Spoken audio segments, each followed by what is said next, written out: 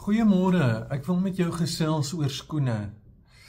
As 'n mens na skoene kyk, dan vertel dit 'n storie. Skoene is gemaak om mee te loop. En as jy na skoene kyk, dan vertel dit waar jy was en wat jy gedoen het.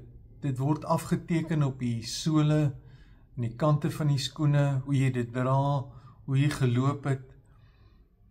Iets daarvan kom op jou neer. Nou die Bybel sê vir ons dat ons beplan ons paaie, maar die Here rig ons voetstappe.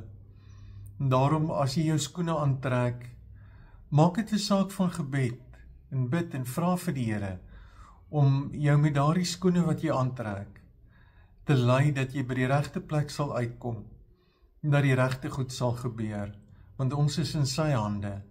Hy ken ons planne, maar hy weet hoe hy die goed sal laat uitwerk. En daarom is dit belangrik om in afhanklikheid van hom te lewe.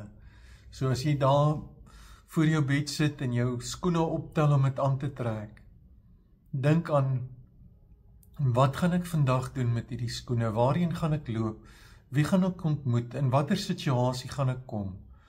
Mag die Here my daarin lei, dat elke plek waar ek my voet neersit, 'n plek vir sy koninkryk sal wees, en dat hy dit vir my sal gee, as 'n koninkryksteken. Mag die Here jou seën en mag jou skoene 'n getuienis van jou verhouding met die Here wees. Mooi dag.